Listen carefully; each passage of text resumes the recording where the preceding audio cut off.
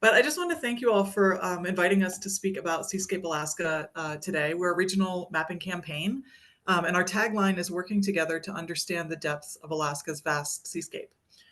Joining me today is Caroline Wilkinson, NOAA's navigation manager in Alaska with the Office of Coast Survey, Sam Candio, the Seascape Alaska expeditions manager with NOAA's ocean exploration, and Cheryl Morrison, research geneticist with the U.S. Geological Survey and lead investigator of a follow-on Seascape Alaska exploration project. Our plan today is to talk about the overall campaign and then dive into some of our recent operations and future plans. Throughout this presentation, I'm hoping you will see some entry points to join our campaign and help advance our goals.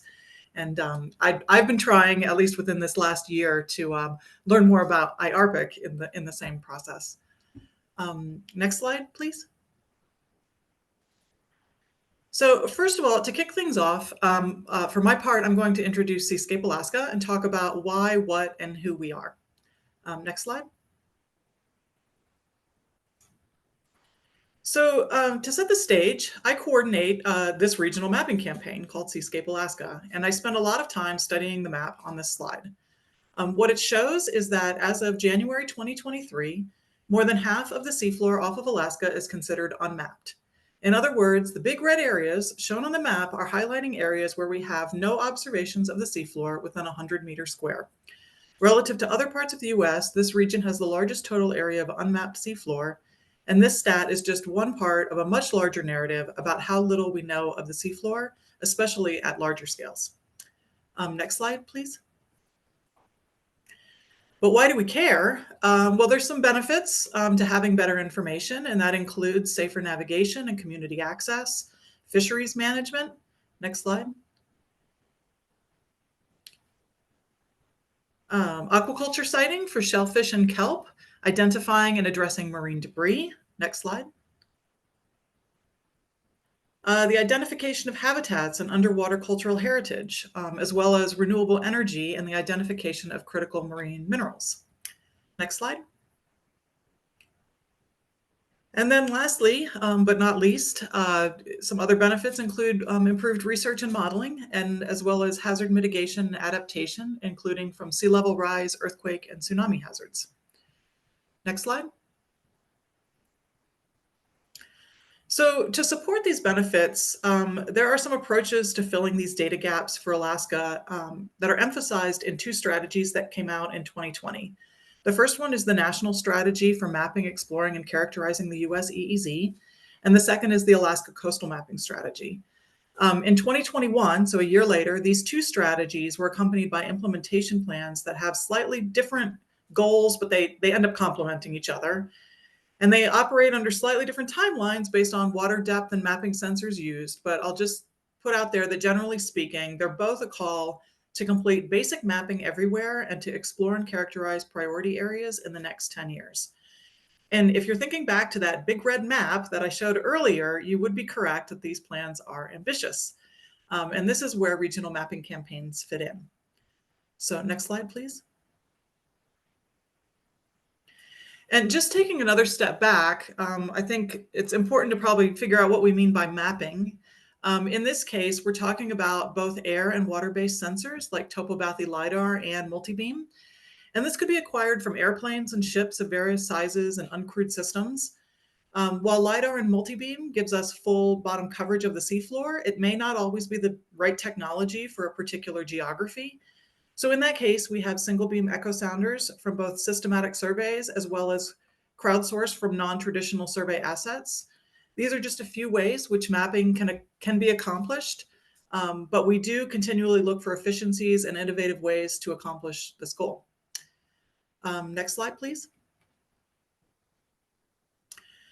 So like I said, Seascape Alaska's tagline is working together to understand the depths of Alaska's vast seascape.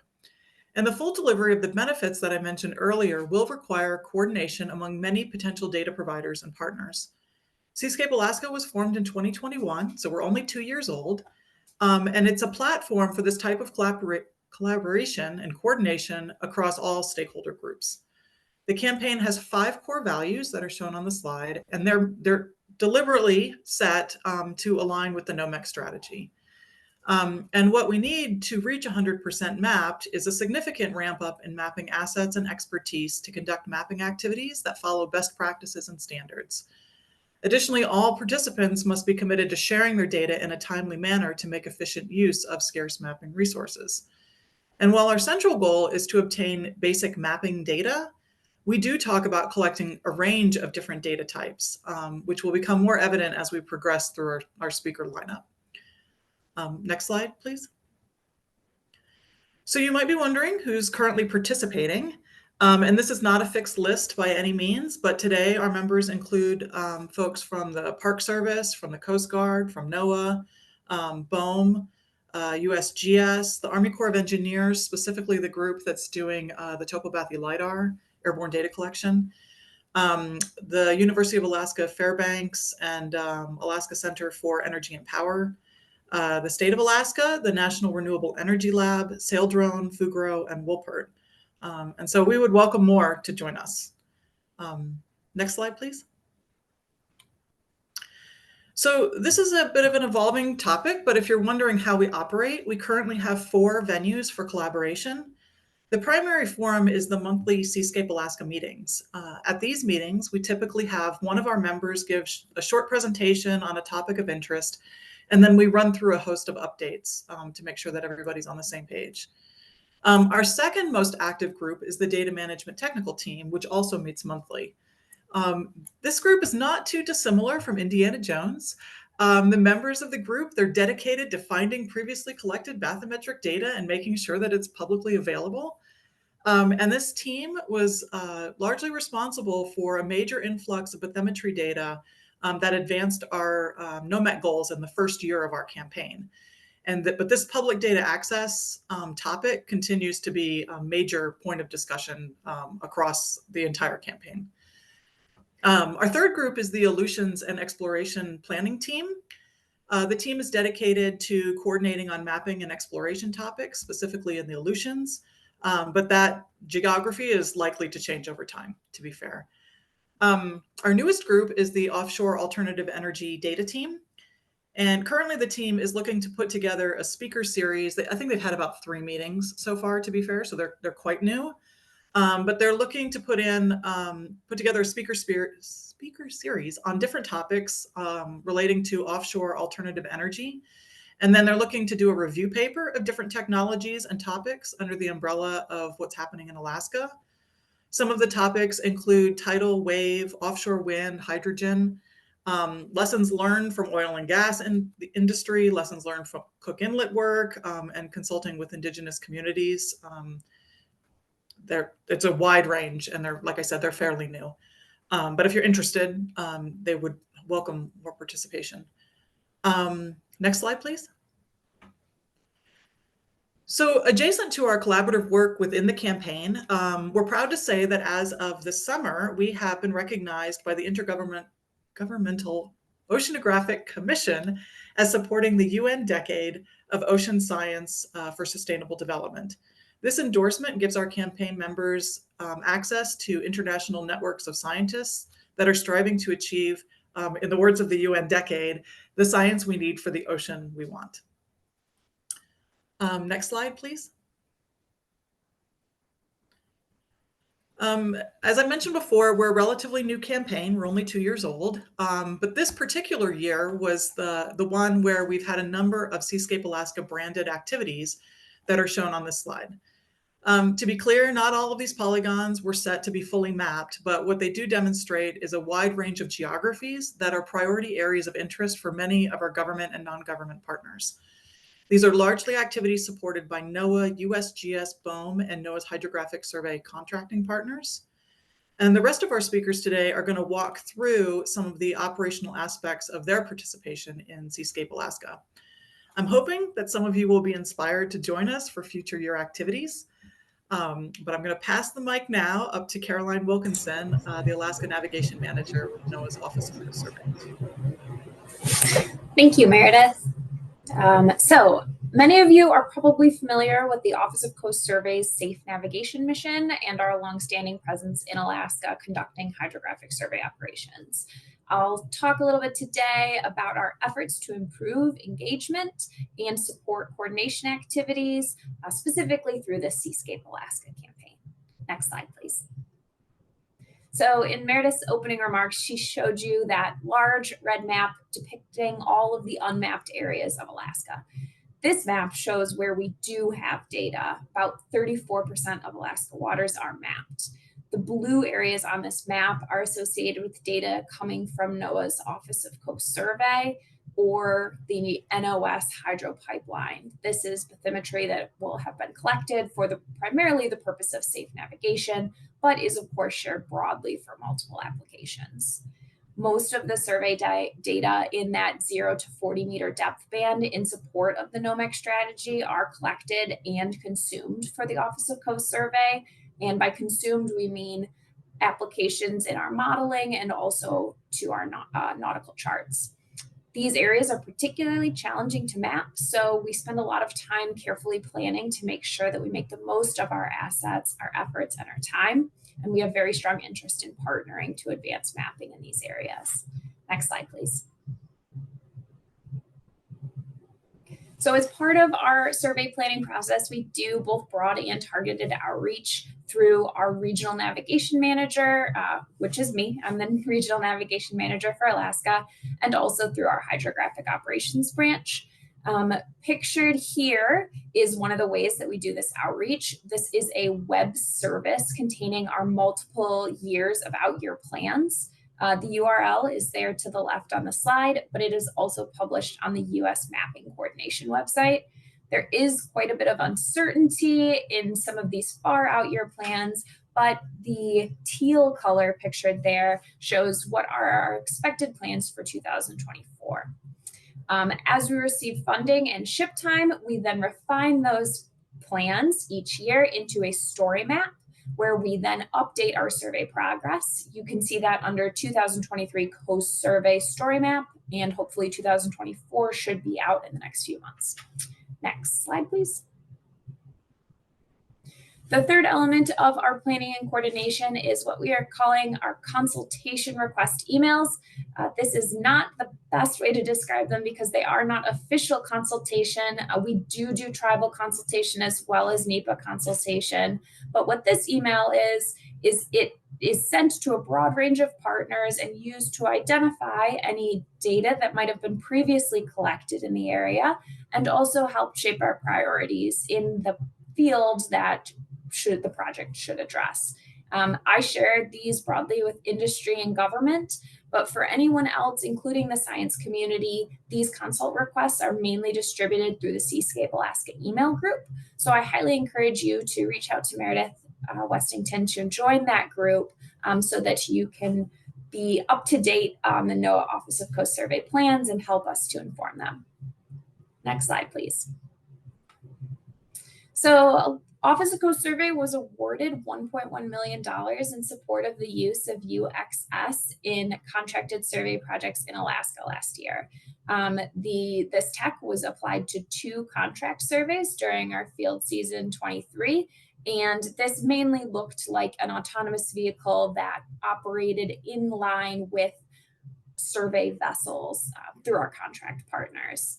NOAA's Office of Marine and Aviation Operations has just stood up a new UXS division. Pictured on the left here is a DRIX. This is an autonomous survey vehicle owned by NOAA that works alongside our own hydrographic ships to collect additional data within the line of sight. We also have what we're calling robot boats, which are launches located on our larger ships that can work autonomously without any people on board and under their own self-direction. And we are doing more and more drone work for shoreline acquisition in combination with LiDAR. Here you also see a sail drone that I'm sure most of you are familiar with. We do sail drone surveys mainly for reconnaissance. And the next slide will show a track line from a recent reconnaissance survey done in Alaska on a sail drone. Next slide, please. So on the left there, you can see that Terrasond sail drone project of single beam survey I mentioned earlier. That data was collected in 2022 and has recently been made publicly available through the NOS Bathy data pipeline. That data will be located at NCEI Bathymetric Data Viewer, which the link is there on the right. These data will fill those data gaps on the big red map that you saw earlier when the analysis is updated in January of 2024. Next slide, please. So one of the projects we did in 2023 was mapping around the Pribilof Islands. The NOAA ship Fairweather, pictured there, their primary operating procedure is to launch the small survey vessels to do this near shore work in areas that were previously unsurveyed. However, fog and harsh weather did not allow these survey vessels to be launched most of the time on this project. And it is very dangerous for us to send the large survey ship into very shallow, uncharted waters. So what we did is we used some trackline multi-beam data that the research vessel Tommy G. Thompson had provided to NCEI, and we used that trackline data to help us predict general depths in the uncharted area. This, combined with historical data, allowed for a more comprehensive approach in surveying this part of remote Alaska and allowed us to survey an area with the large ship that we otherwise would not have felt comfortable surveying. On this project, the Fairweather was able to survey 1,654 linear nautical miles, or 108 square nautical miles of high-resolution bathymetric data in the Pribilof Islands, which included 16 square nautical miles of previously uncharted waters. Next slide, please. As part of our 2023 coordinating mapping efforts, USGS and NOAA entered into a cost-sharing agreement to conduct mapping activities off of Kodiak Island, Alaska, in support of Seascape Alaska.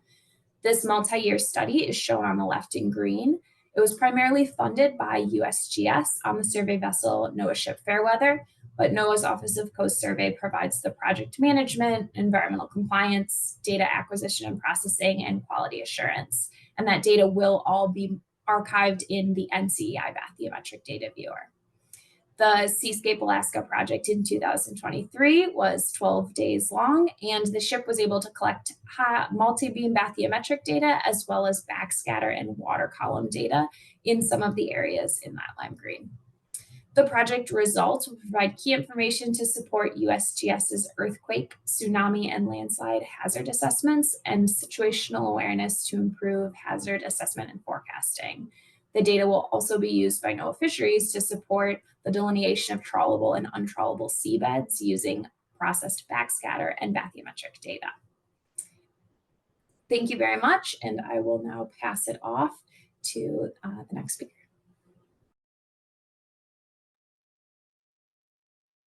Hey everybody, I'm Sam Candio. I'm an expedition coordinator for NOAA Ocean Exploration, which, if you're not familiar with our organization, we are the only federal organization that's dedicated to exploring the deep sea. So we focus primarily in depths deeper than 200 meters, and we kind of bounce around the world going to areas of high priority. And as Meredith mentioned before, Alaska is one of the least explored and highest priority areas out there. So we were fortunate to spend the summer exploring, primarily in the Gulf of Alaska and out in the Aleutians. Prior to working for NOAA Ocean Exploration, I actually came from the NOAA ship Fairweather in the Office of Coast Survey. So I spent 5 years as the chief survey tech on that ship, exploring and surveying the nearshore environment. So it was kind of nice coming back and going a little deeper and seeing a little bit more. We can go to the next slide. So for this expedition series, a lot of what we do is a little bit different than other organizations in that we're very community driven. So whenever we're going to a new area, we try to put out calls for input and meet with different partners and different constituents in a region to see what we should be doing. We have a number of assets that we're able to deploy, and we have a reasonable amount of flexibility to be able to take in as much of the input as we can. And then my role is to kind of take all the puzzles and make art out of them, which is not always easy because puzzle pieces are often getting added and taken away at the last second. What you're seeing here on the left side of the screen are the results from our calls for input. There were a lot of overlapping priorities in certain areas, and those are the ones that we tried to hit. We tried more to focus on where we could kind of get a little bit more for multiple groups. And in this image, the lighter polygons are the mapping priorities. They're broad and they're vast, as we saw that there's a lot of Alaska that's unmapped or poorly mapped.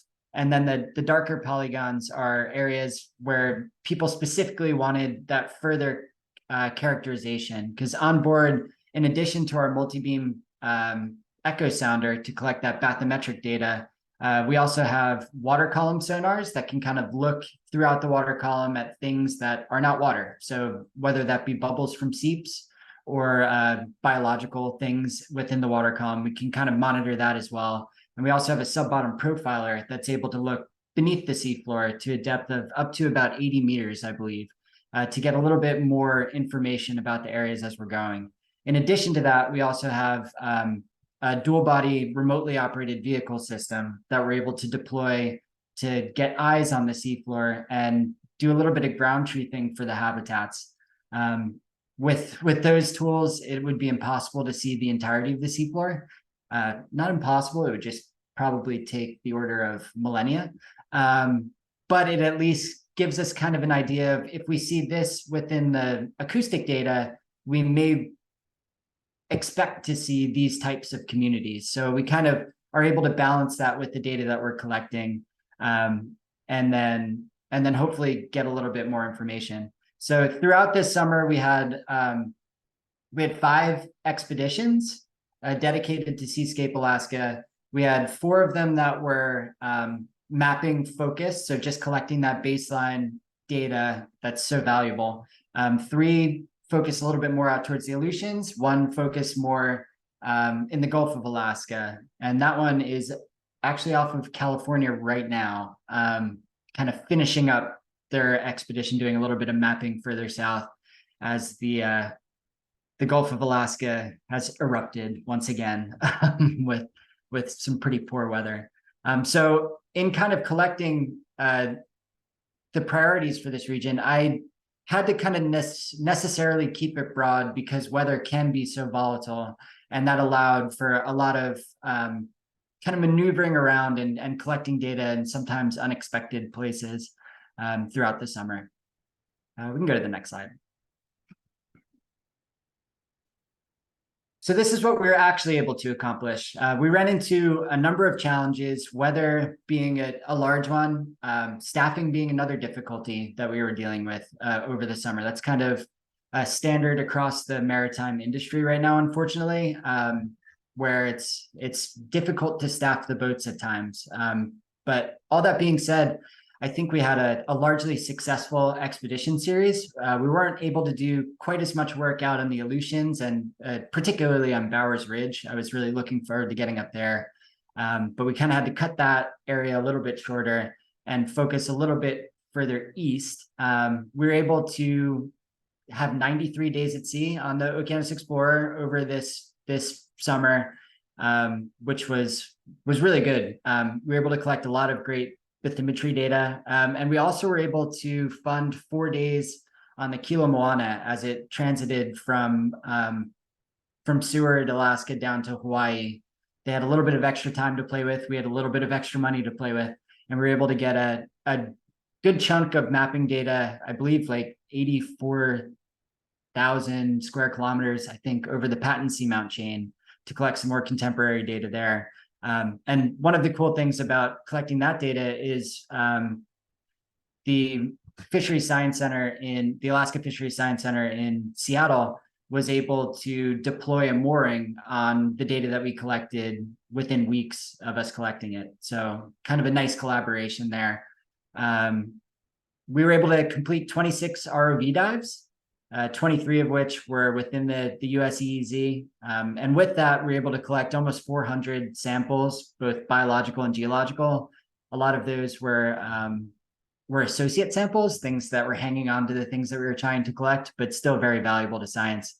And through that, we were able to spend over 100 hours on bottom looking at these environments and collecting that very valuable visual data as well. On the mapping side of things, we were able to collect more than 230,000, numbers get confusing for me sometimes, square kilometers of bathymetric data with the auxiliary sensors that I mentioned as well.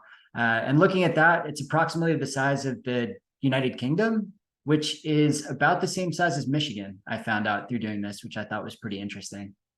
We can go to the next slide.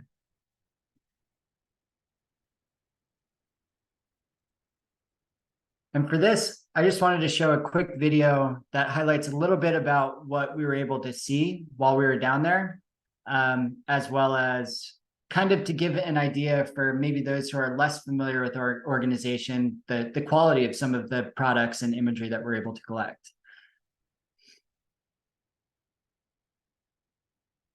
And so this is just kind of going through all of the environments that we're able to go. There's not a huge rhyme or reason or flow to it. It kind of bounces around from the Aleutians to the Gulf to some of the work that we did within the Inside Passage. That was unexpected, but it was, I think it was a super valuable data point that we were able to collect. It was something that our ship generally doesn't get to do since we generally work in such deep waters, but having the ability to have deep ocean within sight of land was really interesting. And we were able to document a lot of these dense coral forests. This was one of my favorite things that we saw. These are two octopus that are brooding eggs. And as it zooms in, you can see the tentacles and the eyes of the octopus within the eggs. And in kind of selecting dive sites, we balance between biological targets, geological targets, and underwater cultural history targets.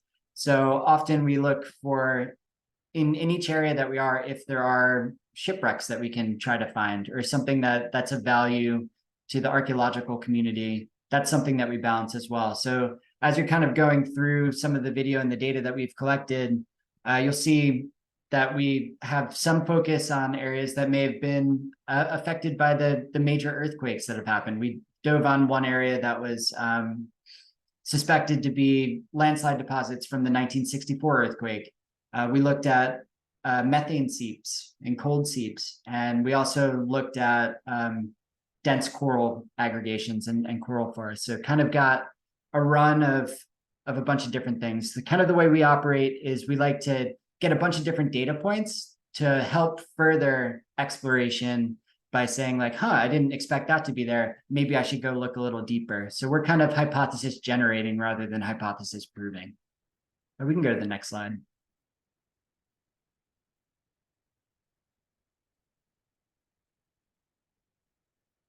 Which this next slide was mostly just a backup in case my video didn't work, to show a little bit more of that imagery. But here you're able to see some tube worms up in the left corner, the octopus that I talked about, and then some more coral aggregations and anemones and sponges. And it was an extremely biologically diverse series of expeditions. I think every dive was super interesting and got a lot of really good data. Next slide, please. So one of the most important things for us, and I think one of the most important things for science in general, is, okay, we've collected all this data. How can we get people to use it?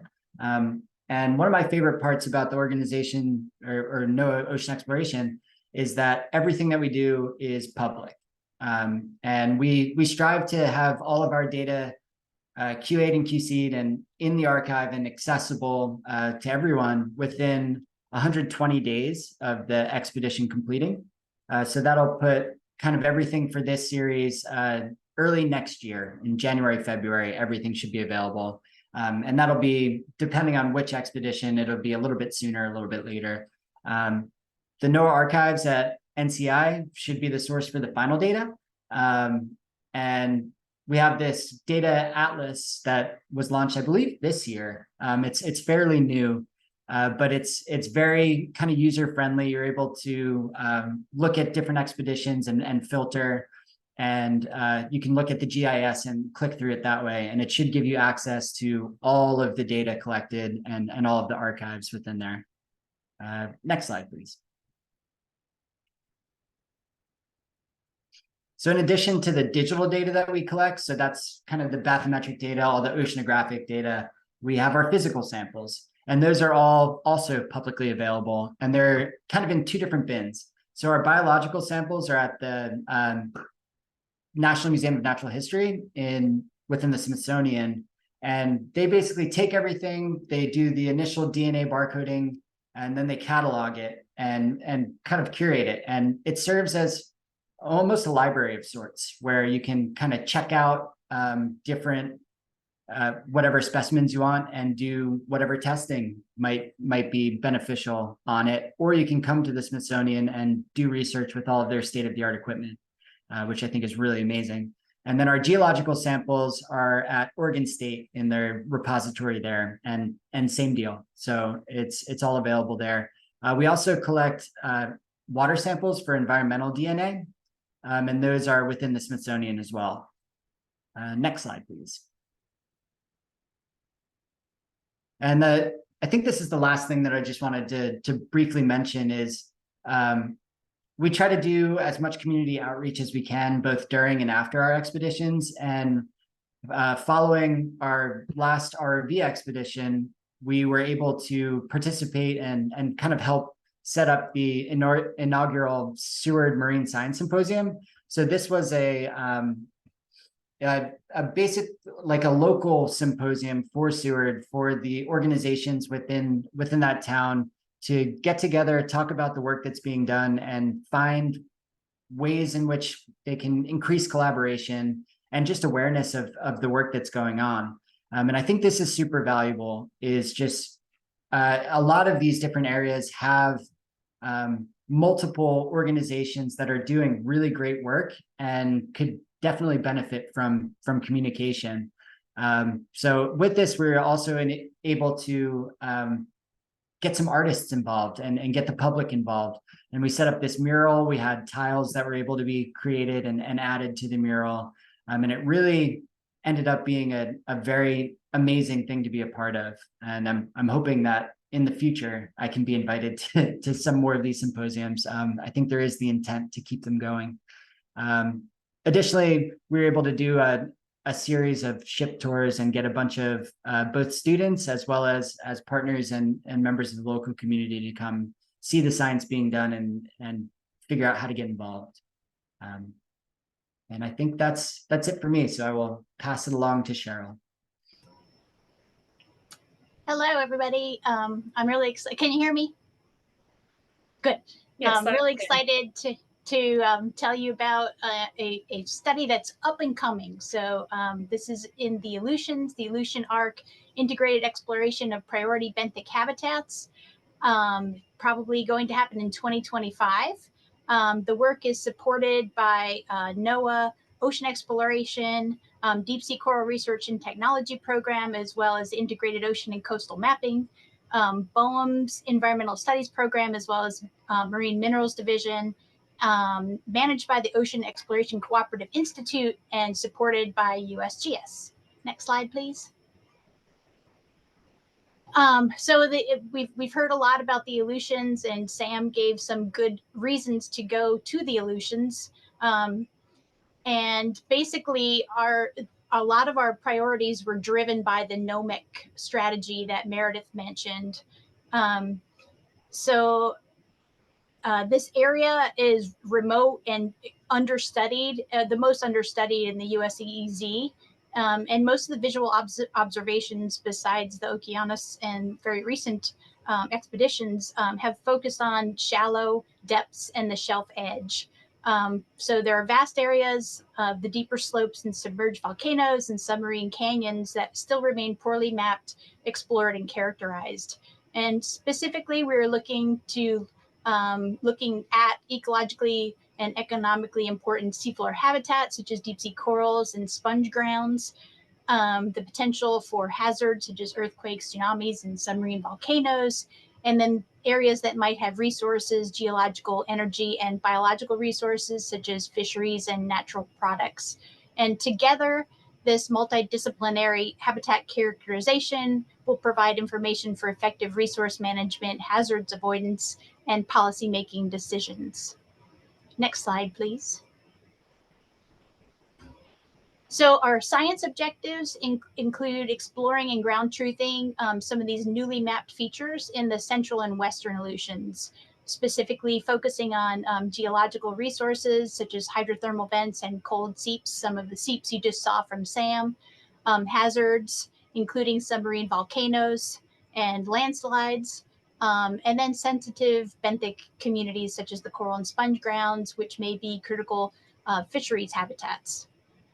An aspect that we plan to do is applying omics technologies to some of these goals, including environmental DNA that Sam mentioned, to look at food webs, try to illuminate more about the organisms that are involved in food webs that provide food to this benthic sea habitats. Microbiome characterization, this can tell us about the physiology of especially sponges and corals, and also the potential for pharmaceuticals that may be included in microbiomes in some of these organisms. And then also using sequencing to understand patterns of connectivity, especially in the habitat forming species such as corals. And basically, our team is composed of people who have been doing biodiversity and community ecology studies in the deep sea for a long time. We've worked together to get as good a broad overview of these communities as possible simultaneously by looking at reproductive patterns in different species, age structure of species, and then basically describing biodiversity. And we're hoping to use the RV Atlantis and HOV Alvin from Woods Hole. These will give us the birthing that we need to include a lot of collaborators and the ability to survey the seafloor and collect the samples that we'd like to. And next slide, please. And so this is a map of our study area. It's a broad region, starting out in Dutch Harbor in Alaska and going out to Attu Island area. We plan to do about 13 dives, and these dives will be spread out, targeting corals and sponges, hydrothermals, and cold seeps, as well as hazard targets. And mapping will be done during transiting if we run into weather, and which is likely, and to hone targets if needed. And next slide, please. And since we're still planning the actual nuts and bolts of this project, there's plenty of time to get involved. And we have plans for community engagement that are ongoing. We're lucky to have one collaborator, Wendy Smythe, who's a native Haida, and she has an Alaska Native Relations training program that she runs at University of Minnesota Duluth, and she plans to run this training for our team. We are going to definitely keep an eye on respectful engagement, using the IARPC principles for conducting research. And we're going to collaboratively plan all of these activities. We have BOEM and U.S. tribal and community liaisons involved in the project. And we're going to have telepresence. If we use the HOV, this won't be telepresence from the seafloor that you just saw that Sam is able to do in the Okeanos Explorer, but we'll be able to have ship-to-shore interactions, and we will plan those daily. We're also planning to have training for students and teachers at sea. The NOAA Teacher at Sea program, we're looking to find an Alaskan teacher to bring out to sea to experience this and bring it back to the classroom and interact with us while we're out at sea. The Smithsonian Science How program connects with middle schools and describes the work that we're doing and live interactions. We also will have an undergrad that Wendy Smythe will lead, and as part of the traditional knowledge in geoscience, policy and research practices, research experience undergraduate program. and they will develop a small project to be done while we're at sea. And we also have an experienced videographer who's joining our team that will create a video that describes the biodiversity and productivity of the Aleutians by incorporating traditional ways of knowing alongside Western science. So please get in touch if you would like to be involved, and we're looking forward to it. Thanks very much. I'll hand it back over to Meredith. Thanks, Cheryl and Sam and Caroline. It was excellent. So as you can see, I'm very excited about the energy that we have. Sorry, I'm looking at the little pop-up on the Zoom thing. You can tell I'm very excited about the energy that we have within our group. We could have had more speakers, but we decided to just focus on this for today. But I just want to reiterate, these are the campaign values. I'm hoping you saw some common threads, and that data sharing piece is like forever a topic for us. You want to go to the next slide? The next one was the last one. That was my big thank you slide. So I just want to thank you for your time and attention today. And if you're looking for more information, you can most certainly email me. And I can add you to the list. I can also connect you with everybody else who was speaking if you didn't happen to jot down their email addresses and if they haven't put them in the chat yet. And then we have a fact sheet, which I'll drop into the chat, and we have a story map with a little bit more information about our group. But we'd be happy to have more collaborators, partners on our team. So that's it. Thank you. Happy to take questions. Thank you so much, Meredith, Cheryl, Caroline, and Sam. Huge round of applause. I will do my quiet Zoom applause. And thank you everyone for joining us. We have about 10-15 minutes for questions. So if anyone has questions, you can either put it in the chat. You can also chat me directly if you are feeling shy today and don't want to share your name aligned with your question. You can also raise your hand using the reactions part of your Zoom toolbar, or if you're on the phone, it's *9 to raise your hand.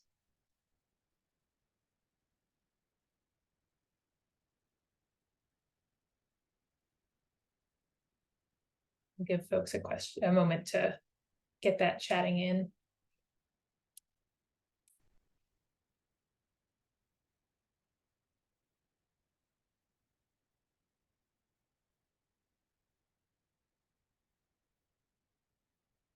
Yeah, Oliver, go ahead.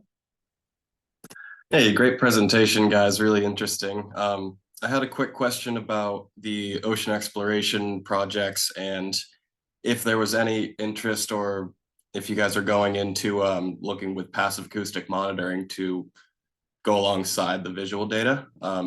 Just because I've been reading a couple books on it, and it's really interesting to me. And I was wondering if there's anything going into that right now. Kind of. Our issue is that everything that we do is very loud.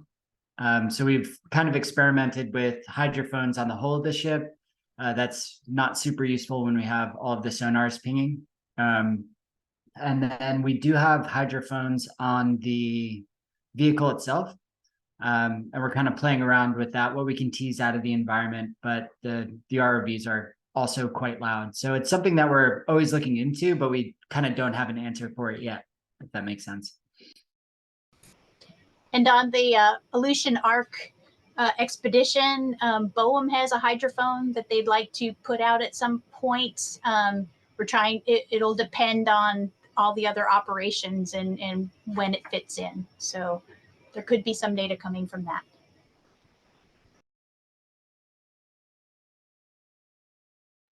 Awesome, thank you.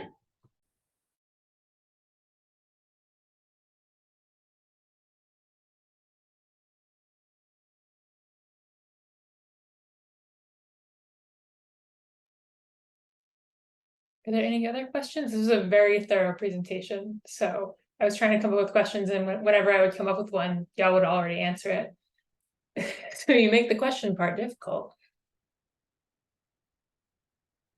Sam, can you speak, just entirely out of curiosity for me, to how you get such high resolution photos so deep down? It seems like that's such an important asset in tandem with the mapping data. Yeah, it's pretty amazing. The imagery that is collected is kind of insane. But a lot of the stuff that we have on our remotely operated vehicle is kind of custom built by the Global Foundation for Ocean Exploration. There are partners that own and operate it. And there's a lot that goes into it. But we have a pretty intense camera system. The lighting on there is pretty incredible. And then there's a lot of work that's done to make the colors true to life. So making sure that what we're seeing down there isn't kind of like blue washed or what you would expect to see underwater. The camera, our main camera that we have, that most of that imagery that you saw was from, has an 18 times optical zoom. So that's how we're able to see individual polyps kind of opening and closing and get so close to a lot of those things. So there's a lot. Basically, our primary remotely operated vehicle, Deep Discover, it's probably about 12 or 13 feet tall and has all these different kind of sensors on it. It's almost all built for that camera and the grabber arm and the suction hose. It's all kind of in support of that. So, and it's always getting refined and we're always adding new things. One of the new things we added this year is a still camera, so we can get even kind of better just still imagery with it as well. So it's always being refined and always kind of hopefully getting better. Very cool. Thank you.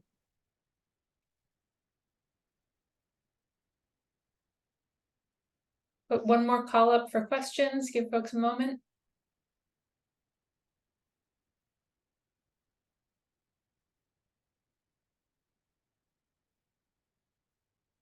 And seeing nothing, I will once again thank all of our Seascape Alaska speakers for presenting today, for such a fantastic and thorough presentation. Meredith, Cheryl, Caroline, and Sam, thank you so much.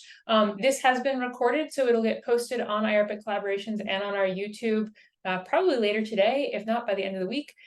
So if you know that you have a colleague who would be really interested in this information but missed the webinar, you can share it with them.